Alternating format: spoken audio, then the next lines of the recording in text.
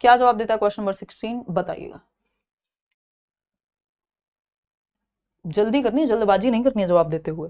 Question number 16, assertion यानी एक statement है। Vygotsky's theory stresses on social interaction. Vygotsky का सिद्धांत सामाजिक संपर्क या अन्योन्य क्रिया पे फोकस करता है, बच्चे के इंटरेक्शन पे, डिस्कशन, डिबेट पे। हाँ भाई सही है, बात तो ट्रू है, ठीक है। रीजनिंग क्या है इसकी? Society, culture and language are the backbone of Lev Vygotsky theory. समाज, संस्कृति और भाषा वाइगॉत्स्की की सिद्धांत की रीढ़ है या महत्वपूर्ण है। देखना कितने लोग सही जवाब दे रहे हैं या क्या जवाब दे रहे हैं, सबसे ज्यादा परसेंटेज कहाँ है? अच्छा चलो बहुत बढ़िया, खुशी की बात है, आपने सही जवाब दिया। Both A and R are true and R is the correct explanation of A कि वाइगॉत्स्की की थियरी सोशल इंटरेक्शन को महत्वपूर्ण मानती है कि बच्चे आपस में घुल मिल करके सीखें, और सोसाइटी, कल्चर और लैंग्वेज जो है, समाज, संस्कृति और भाषा, वाइगॉत्स्की की थियरी में बैकबोन का काम करते हैं, जो पहले ही क्वेश्चन में मैंने बताया था आपको, SCL, सोसाइटी, कल्चर और लैंग्वेज। तो बात ही खत्म हो गई, दोनों एक दूसरे के लिए भी सही हैं और दोनों अपनी अपनी जगह भी सही हैं। अब ये क्वेश्चन में भी आप कंफ्यूज होंगे और इससे ज्यादा हिंट नहीं दूंगी, बस आप ये क्वेश्चन सॉल्व करने का प्रयास कीजिए। Which of the following statement correctly describes the difference in point of view of Vygotsky and पियाजे in terms of learning and development. यानी निम्नलिखित में से कौन सा कथन सीखने और विकास के संदर्भ में वाइगॉत्स्की और पियाजे के दृष्टिकोण में अंतर का सही वर्णन करता है। यानी जो डिफरेंस है पियाजे और वाइगॉत्स्की की थियरी में, इन दोनों के बारे में कौन सा एक ऑप्शन है जो सही बात बताएगा आपको। पानी भी नहीं है आज तो, यहाँ ऐसे भी दिन आ गए हैं क्या? रुकिएगा 1 मिनट, देखिएगा फटाफट से आप जवाब दीजिए, इतने में पानी का इंतजाम करती हूँ।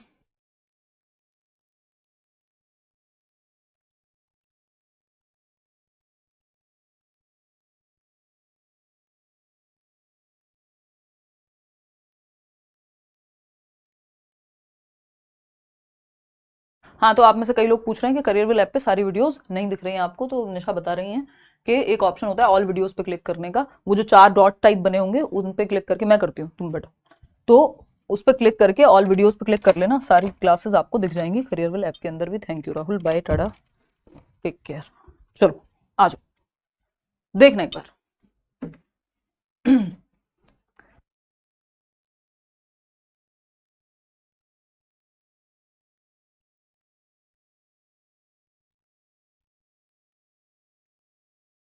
देखिएगा एक बार, तो अगर हम बात करते हैं कि कौन पियाजे और वाइगॉत्स्की के बीच में मुख्य अंतर, कौन सा एक ऑप्शन सही बताता है, तो वाइगॉत्स्की कहते हैं डेवलपमेंट प्रोसीड्स लर्निंग।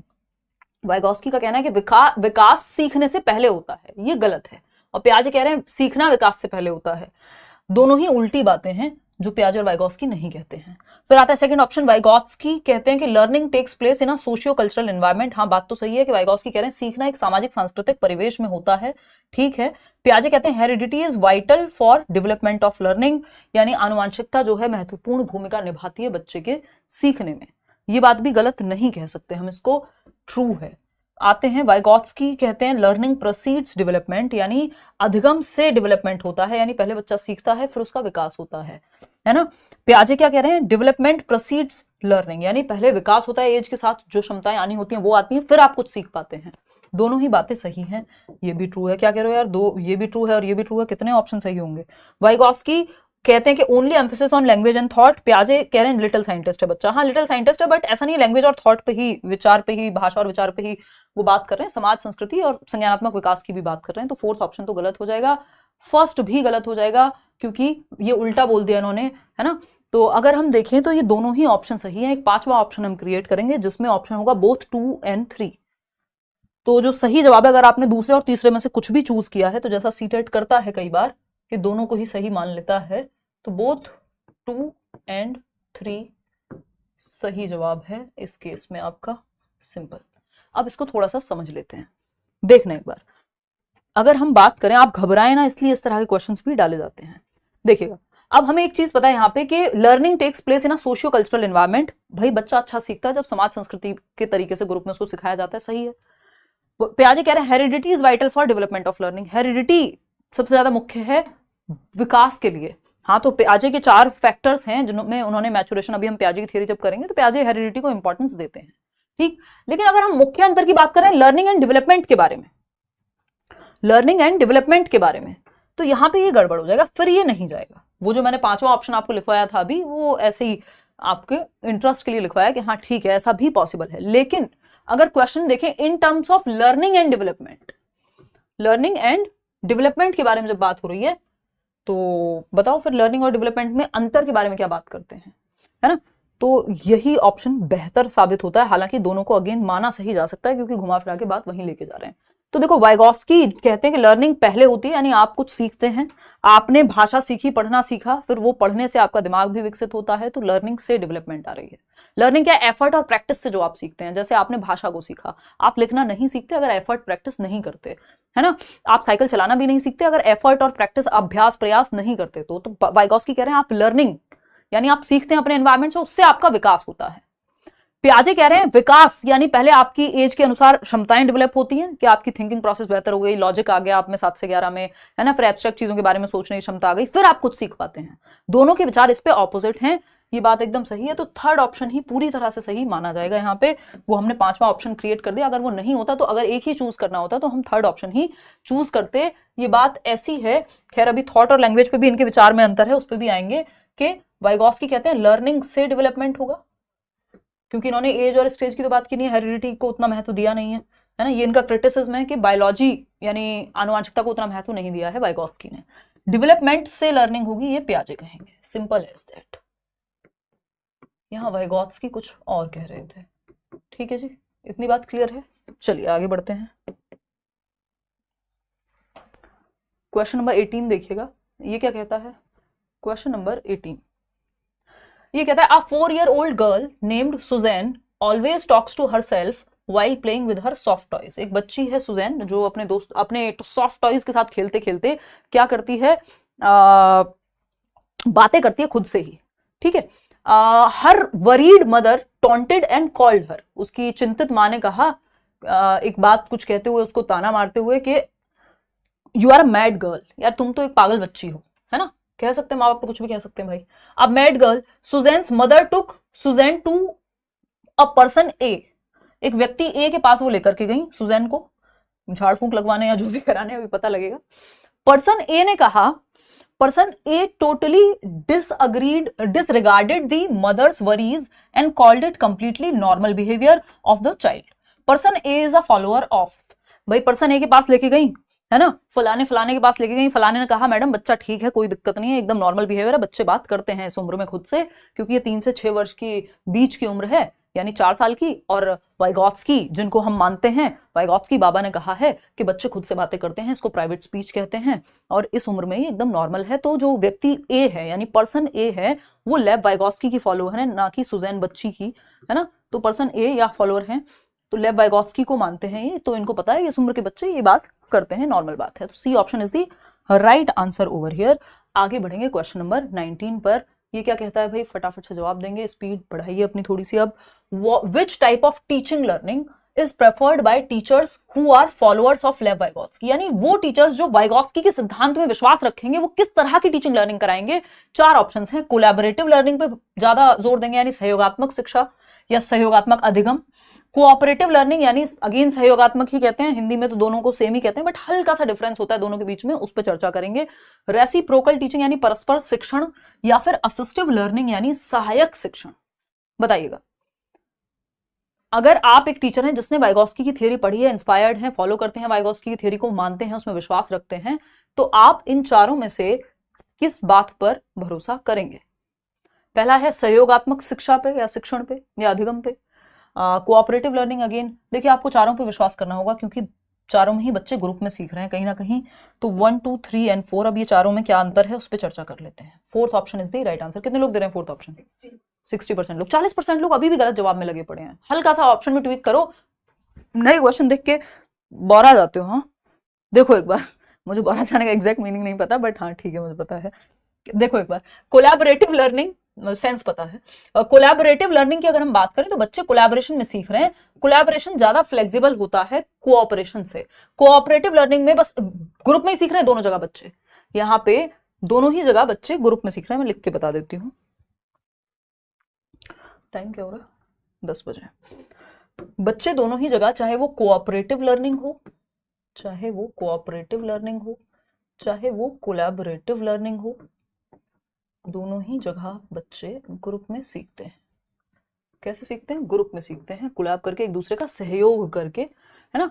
कोलैबोरेटिव में थोड़ी फ्रीडम कंपैरेटिवली ज्यादा होती है, या ये फ्लेक्सिबल ज्यादा होता है कोऑपरेटिव के मुकाबले। कोऑपरेटिव में हो सकता है आपको एक टीचर ने प्रोजेक्ट दे दिया हो और सबका रोल डिसाइड हो कि ये काम करेगा, ये काम करेगा, ये काम करेगा, और सब साथ में मतलब किसी एक प्रोजेक्ट को या किसी एक काम को कर रहे हैं, लेकिन यहाँ रोल्स डिवाइडेड होते हैं बेहतर, ठीक, सबके अपने अपने।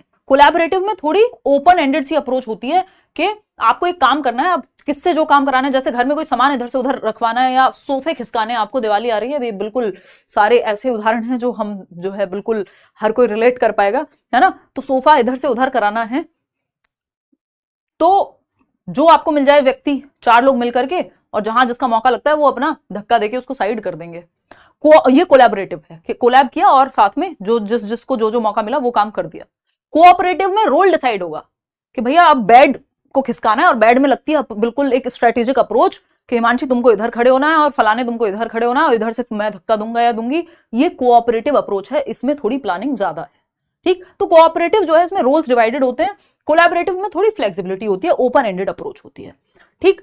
बाकी बात बराबर ही है कि दोनों में सहयोग होता है, सहयोग में सीखते हैं बच्चे। रेसिप्रोकल टीचिंग है, बच्चा टीचर से, टीचर बच्चे से, आपस में जब वाद संवाद होता है तो सीखते हैं, ठीक है। टीचर स्टूडेंट एक दूसरे से सीखते हैं। असिस्टिव लर्निंग है, आप असिस्ट कर रहे हैं, बच्चा एक नोविस की तरह काम कर रहा है, या मैं कहूं एक इंटर्न की तरह काम कर रहा है, और वो व्यक्ति जो उससे ज्यादा जानता है उसके असिस्टेंस में वो सीखेगा। जैसे इंटर्नशिप टाइप के, जहां बच्चा ज्यादा जो जान रहा है उसको तो असिस्टिव लर्निंग में आपको सहायक के रूप में काम करना है, और जिससे जो वो व्यक्ति मोर नॉलेजेबल अदर हो सकता है, जो ज्यादा जानता हो आपसे, उससे सहायता लेनी है।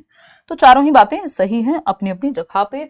आगे बढ़ेंगे, क्वेश्चन नंबर 20 देखिएगा, लास्ट क्वेश्चन नंबर 20 है, विच नहीं लास्ट है, अभी तो 10 सवाल और हैं। Which graph best represents the development according to Lev Vygotsky. Vygotsky के अनुसार कौन सा ग्राफ विकास को सबसे अच्छे से दर्शाता है? बताइएगा फटाफट से, फटाफट से बताओ। 8th क्वेश्चन फिर से समझा दो, समझा देंगे। लवली हंसना नहीं है, बिल्कुल भी नहीं हंसेगा कोई भी, चाहे किसी के सोफे सर के, चाहे किसी का बेड। ये तुम एक तो काले चश्मे लगा के बैठी रहती हो यहाँ, है, इसको लाइट यहाँ इतनी होती है ना स्टूडियो में, तो अपना निशा बिल्कुल एकदम काला चश्मा पहन के और तब बैठती है कि पार्टी में आई हो जैसे। विच ग्राफ बेस्ट रिप्रेजेंट्स थी, यहाँ बोल बोल के बुरा हाल हो जाता है, मैडम बैठी आराम से, हाँ शो देखेंगे आज। लेव वाइगोत्स्की के अनुसार कौन सा ग्राफ विकास को सबसे अच्छा दर्शाता है कि बिल्कुल विकास जो है एकदम स्टैटिक स्पीड से आगे बढ़ता जाएगा। ये कितने लोग क्या जवाब दे रहे हैं? सबसे ज्यादा कौन से लोग जवाब दे रहे हैं? अच्छा 2 कह रहे हैं। ये कौन सा ग्राफ है भाई? बढ़ा फिर कम हुआ फिर बढ़ गया, क्या कॉन्टिन्यूअस की बात करेंगे? वो तो कहीं से शुरू हुआ है, पता ही नहीं है कुछ। तो ये और ये तो होने से रहा, है ना, ये और ये तो होने से रहा, क्योंकि सेम स्पीड से कैसे हो सकता है डेवलपमेंट, कि सेम गति से ही होगा। और ये भी इतना अजीब है कि कहीं से बढ़ा और कहीं को घट गया। कॉन्टिन्यूअस का मतलब है सतत चल रही है प्रक्रिया। देखो एग्जैक्ट तो ग्राफ कोई भी बना पाना ठीक नहीं होगा, लेकिन हाँ जो मिलता जुलता है वो ये है ना। और इसको थोड़ा नीचे ना जाकर के ये ऊपर की तरफ स्टैटिक होकर ऊपर की तरफ ही जाना था इसको, तो ये बेहतर बन पाता कि कॉन्टिन्यूअस सतत धीरे धीरे धीरे धीरे बेहतर बेहतर बेहतर बेहतर, फिर बीच में कहीं दिक्कत आ रही है फिर भी बेहतर, ठीक है। ऐसे नहीं कि ऐसे होके चला जाए, इतना कर्वी मोड में नहीं जाएगा, है ना। तो ये कुछ इस तरह का होना चाहिए था विकास, ये नीचे की तरफ ना जाके ऊपर ही होता, बस हल्का सा इसको डायग्राम बनने में गड़बड़ है ना, हल्का सा इसको ऐसे कर देना था तो ये कॉन्टिन्यूअस बन जाता, ये नीचे की तरफ नहीं जाना चाहिए था, ठीक, प्लेटिवेट होता। तो 4th के साथ ही हम जाएंगे। ये रिप्रेजेंटेशन है जस्ट, क्योंकि कोई एक ही सही होगा सही तरीके से। अगर प्याजे पूछा होता तो यहाँ पे इस तरह का एक डायग्राम बना होता। मैं क्यों बना के दिखाऊं, जब प्याजे करेंगे तो आप चूज करना, 4 ऑप्शंस आपके पास होंगे, ठीक। वो पूछा हुआ क्वेश्चन है प्याजे पे तो, और इस पे भी अगर पूछ ले तो कोई बहुत बड़ी बात नहीं। तो 4th ऑप्शन के साथ जाएंगे। क्वेश्चन नंबर 20 जो सबसे करीब में सही है। क्वेश्चन नंबर 21 देखिएगा, which theorist talks about the importance of internalization of speech. कौन से सिद्धांतकार भाषण के आंतरिकीकरण के महत्व के बारे में बात करते हैं? फटाफट से बताएं। मैम बैच नहीं स्टार्ट हो रहा। बैच स्टार्ट होगा क्यों नहीं होगा, हो चुका है बैच स्टार्ट। करियर ऐप पे डाउनलोड करके टीचिंग सेक्शन में जाओ, सीटेट के सारे बैचेस हैं। इवन पेडागोजी स्पेशल में भी अभी एडमिशन ओपन है, बट सीटेट के लिए पेडागोजी स्पेशल मत लेना, वो पेडागोजी डिटेल में डिस्कशन है। इस हफ्ते तो थोड़ा क्लासेस का पंगा रहा है, मंडे से वो वाले बैच की भी क्लास कंटिन्यू करेंगे, सीटेट की तो चली रही है। कौन से सिद्धांतकार भाषण के आंतरिकीकरण के महत्व के बारे में बता रहे हैं? भाषा इंटरनलाइज अंदर चली जाती है, silent inner speech, Vygotsky. Simple 3 प्रकार पढ़े थे ना भाषा के, सोशल स्पीच, 2 वर्ष के आसपास बच्चा बोलना शुरू करता है, बाकी लोगों से बातचीत करना। फिर प्राइवेट स्पीच यानी निजी वाक 3 से 6, और फिर आपका आता है साइलेंट इनर स्पीच, मन मन में बातें करना, यानी स्पीच का इंटरनलाइजेशन हो गया, अंदर चले गए स्पीच 6+ ईयर्स में। तो ये लेव वाइगोस्की ही कर रहे हैं इसकी बात। आगे बढ़ते हैं क्वेश्चन नंबर 22 देखिएगा, अच्छा क्वेश्चन है, जवाब दीजिएगा। 22वां सवाल कहता है in the early years of life, यानी जीवन के शुरुआती सालों में, according to Lev Vygotsky, language and thought are dash to each other, यानी लैंग्वेज एंड थॉट का ये रिश्ता क्या कहलाता है जीवन के शुरुआती सालों में। अगर बात वाइगोत्स्की की करें तो आप क्या मानते हैं? देखिए पियाजे और वाइगोत्स्की काफी चीजों में सिमिलर हैं और बहुत सारी चीजों में अलग हैं, ठीक, जिसमें से लैंग्वेज एंड थॉट एक चीज है। तो अभी आपसे वाइगोत्स्की पूछा है, पियाजे के समय पे पियाजे बताएंगे कि लैंग्वेज एंड थॉट का जो ये रिश्ता है क्या कहलाएगा एज पर वाइगोत्स्की। शुरुआती सालों में, जीवन के शुरुआत के 2-3 साल तक लैंग्वेज एंड थॉट का रिश्ता पैरेलल होता है। देखना कितने लोग क्या जवाब दे रहे हैं, फटाफट बताओ। 34:1। सबसे ज्यादा परसेंटेज कौन से लोग? 1, मतलब प्रपोर्शनल, आनुपातिक, क्या कौन से अनुपात में, कौन सा रेशो है? ये गलत हो गया ये जवाब, इसके अलावा कुछ और सोचो। तो भाषा और विचार पैरेलल चलते हैं, भाषा और विचार पैरेलल चलते हैं, समानांतर चलते हैं, बाद में जाकर के मर्ज हो जाते हैं 3 साल के बाद, या मतलब शुरुआती जीवन के साल के बाद। तो शुरुआती जीवन में तो ये इक्वी डिस्टेंट हैं, यानी इक्वल डिस्टेंट पे चल रहे हैं अगर हम समझना चाहें इस भाषा में, नहीं तो पैरेलल हैं, समानांतर हैं, और बाद में जाके मर्ज हो जाएंगे। भाषा अलग, विचार अलग, साथ साथ चल रहे हैं। पियाजे कुछ और कहते हैं, पियाजे कहते हैं थॉट पहले आता है, बाद में भाषा आती है। ऐसा क्यों कहा, इसकी चर्चा हम पियाजे की थियोरी में करेंगे, है ना। तो वो ये कह रहे हैं बेसिकली पियाजे के दिमाग में तो विचार आ ही गया ना बच्चे के, बेशक बोलना उसको बाद में आया हो, भाषा उसके पास बाद में आई। ये यूनिडायरेक्शनल नहीं होते, एक दिशा में ही नहीं जा रहे होते, वो कहना गलत होगा। ऊपर के सभी नहीं, समान दूरी या पैरेलल चलते हैं। Equidistant is the right word यहाँ, तो second option is the right answer. आगे बढ़ेंगे क्वेश्चन नंबर 23 पर, फटाफट से जवाब देंगे और बताएंगे which of the following speeches was not mentioned by Vygotsky. Vygotsky ने किस स्पीच के प्रकार की बात नहीं की, यानी भाषण का उल्लेख नहीं किया। 3 प्रकार के वाक है ना, वाक या फिर भाषण कह लीजिए आप। तो उन्होंने निजी वाक यानी सामाजिक वाक यानी सोशल स्पीच की बात की है 2 वर्ष के अराउंड, प्राइवेट स्पीच यानी निजी वाक की बात की है, और आपकी साइलेंट इनर स्पीच मौन वाक की बात की है। ये 3 प्रकार हैं। तो सोशल स्पीच, हाँ 2 साल के अराउंड बच्चा लोगों से बातचीत करना शुरू कर देगा। प्राइवेट स्पीच 3+ ईयर या 3 to 6 के बीच में। Silent inner speech 6+ years. Ego centric speech की बात वाइगोत्स्की नहीं, पियाजे करते हैं। तो only 4 is the right answer over here. कितने लोग दे रहे थे जवाब? 91, वेरी गुड, बहुत बढ़िया।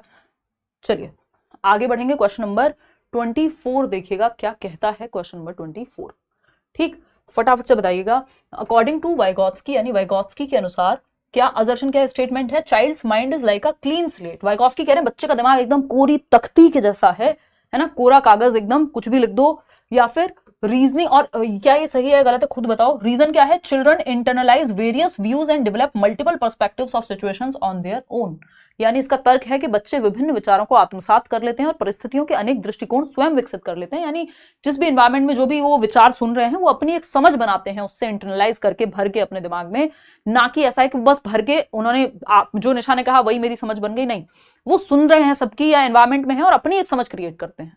यानी बच्चा एक्टिव है।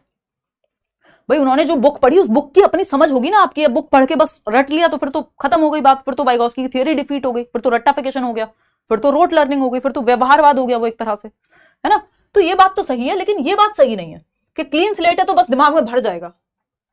वो बिहेवियरिस्टिक थॉट है। ये जॉन लॉक नाम के एक व्यक्ति थे, उन्होंने ये दिया था 17वीं शताब्दी में, 17th सेंचुरी में, है ना। तो ये एकदम बिहेवियरिस्टिक थॉट है, व्यवहारवादी थॉट है, ये रचनावादी थॉट नहीं। बच्चा यहाँ एक्टिव नहीं है। अगर आपने खाली दिमाग मान लिया, बच्चा ज्ञान का सृजन की क्षमता रखता है, बच्चा नॉलेज का एक्टिव कंस्ट्रक्टर है। पियाजे वाइगोत्स्की दोनों मानेंगे। तो आर तो सही है, यानी R is right, but R is true, A is false. Yes, कितने लोग दे रहे हैं जवाब? 3rd ऑप्शन ना, ठीक है। क्वेश्चन नंबर 25 देखिएगा, 5 सवाल और हैं। क्वेश्चन नंबर 25 कहता है आपसे, देखिए जवाब दीजिए।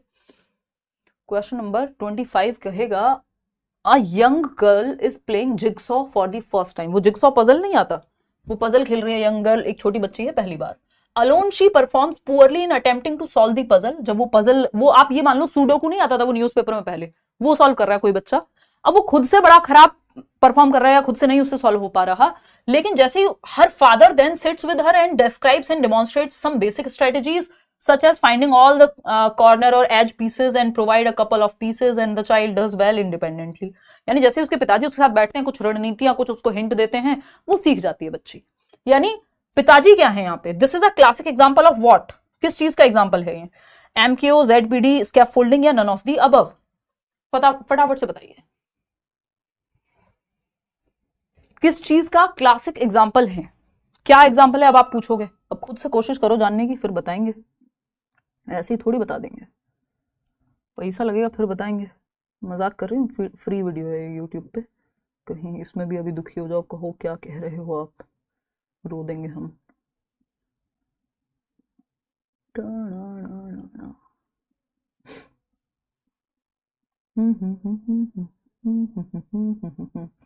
बताओ भाई किस चीज का क्लासिक एग्जाम्पल है ये?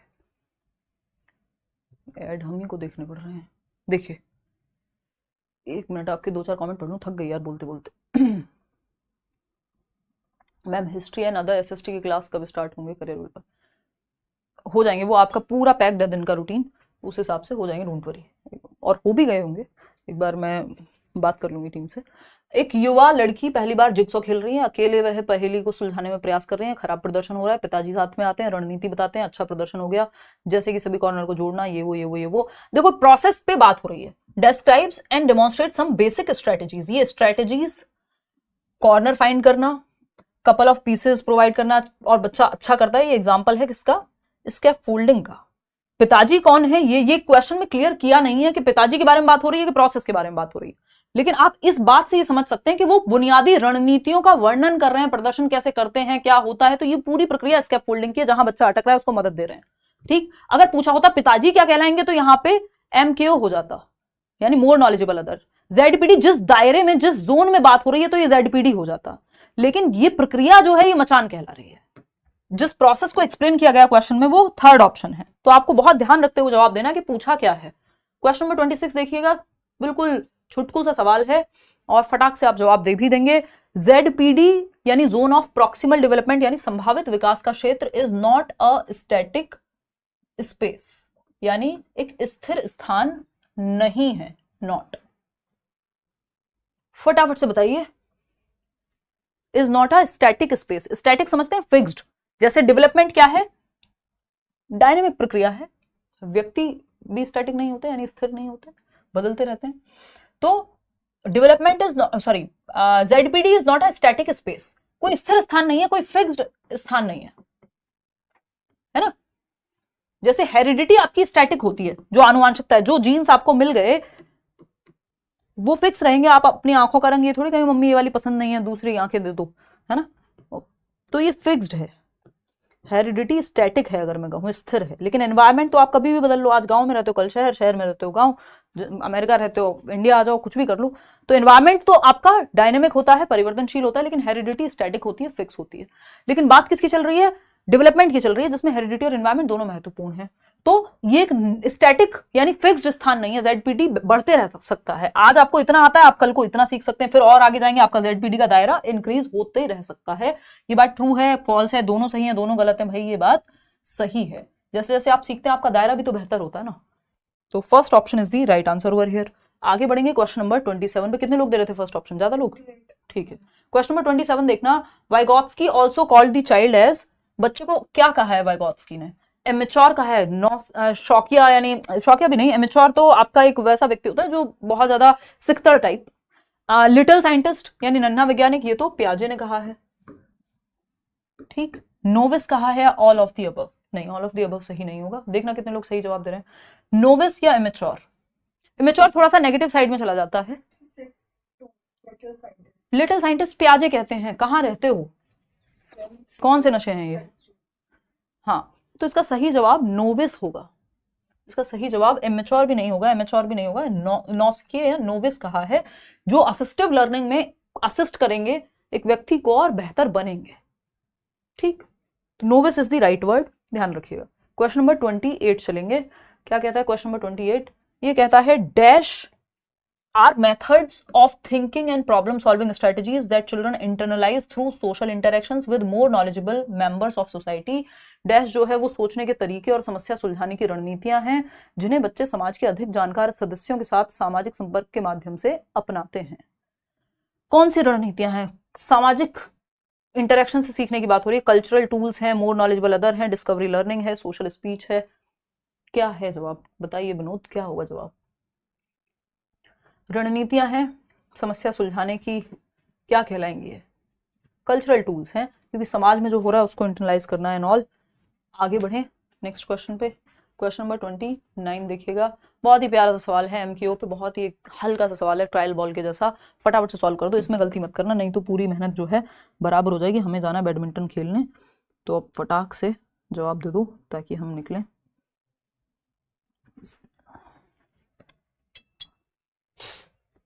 तो कल्चरल टूल्स तो होंगे ही ना, कल्चर के ही तो टूल्स हैं, चाहे वो भाषा हो, चाहे वो अलग अलग कल्चर में अलग अलग भाषा है, चाहे वो हमारा जो भी समाज में चल रहा है उस समय पे वो हो, संस्कृति हो, है। एमक्यू यानी more knowledgeable other can include, more knowledgeable other या अधिक जानकार अन्य कौन कौन हो सकता है? टीचर हो सकता है बिल्कुल, पेरेंट्स हो सकते हैं बिल्कुल, अडल्ट हो सकते हैं बिल्कुल, वयस्क, पीयर्स हो सकते हैं, आपके साथी, आपका दोस्त हो सकता है, कोई भी हो सकता है, आपसे छोटा आपसे बड़ा, कोई भी व्यक्ति जो आप जानना चाह रहे हैं, जो आप सीखना चाह रहे हैं उसमें आपसे ज्यादा जानता हो। अगर मुझे साइकिल चलाना आता है और मेरे किसी कजन को साइकिल चलाना नहीं आता है तो मैं मोर नॉलेजेबल हो गई वहां पे। मैंने बहुत लोगों को साइकिल सिखाई है बचपन में। और अगर मान लीजिए मुझे कोई सवाल में दिक्कत है, तो अगर मेरे छोटे भाई को भी अगर वो सवाल आता है बाई चांस, या कुछ भी मतलब कोई और चीज हो सकती है, कोई और स्किल हो सकती है ना, सवाल तो क्लास वाइज हो जाता है, तो या कोई कॉन्सेप्ट हो सकता है, मेरा सही ना हो उसका सही हो, तो मैं उससे भी पूछ सकती हूँ। तो कोई बड़ा हो, छोटा हो, टीचर हो, दोस्त हो, कोई भी मोर नॉलेजेबल अदर हो सकता है, बशर्ते वो आपसे ज्यादा जानता हो उस क्षेत्र में जिस क्षेत्र में आप सीखना चाहते हैं। ठीक, 1 2 3 4। आगे बढ़ेंगे, question number 8। Question number 8 question number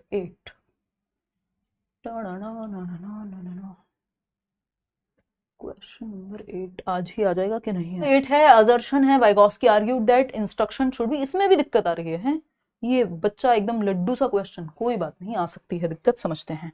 देखिएगा, असर्शन है, स्टेटमेंट है, वाइगोस्की आर्ग्यूड दैट, यानी वाइगोस्की ने ये तर्क दिया है कि instruction should be aimed at the students current level of ability, यानी जो उद्देश्य जो निर्देशन है वो करंट लेवल पे होना चाहिए, यानी आज जो आता है उसी पे आप ध्यान दो। ठीक, तो ये एक बात हुई।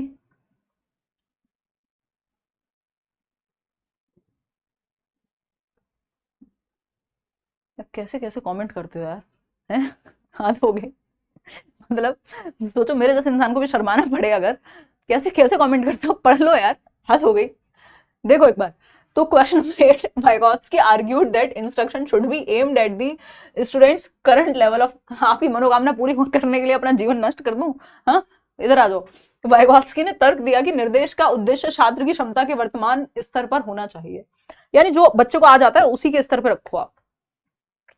ठीक, फिर आता है रीजन क्या है इसका, Vygotsky believed that students should be challenged just beyond their current abilities with in the zone of proximal development, यानी वाइगोत्स्की का मानना था कि छात्रों को समीपस्थ विकास के क्षेत्र के भीतर उनकी वर्तमान क्षमताओं से परे चुनौती दी जानी चाहिए, यानी जो करंट लेवल है वो नहीं, हल्का सा ऊपर लेकर के जाओ आप, जो आपकी स्कैफोल्डिंग का स्तर है, मतलब +1 उसको, उस जोन जो है जोन ऑफ प्रॉक्सिमल डेवलपमेंट, संभावित विकास, यानी जहां तक संभावना है, तो जो आ जाता है अगर वही सिखाते रहोगे उससे बात नहीं बनेगी, हल्का सा +1 पे लेके जाना है आपको, थोड़ा सा चैलेंज देना है, तो सही तो है, कोई दिक्कत नहीं है।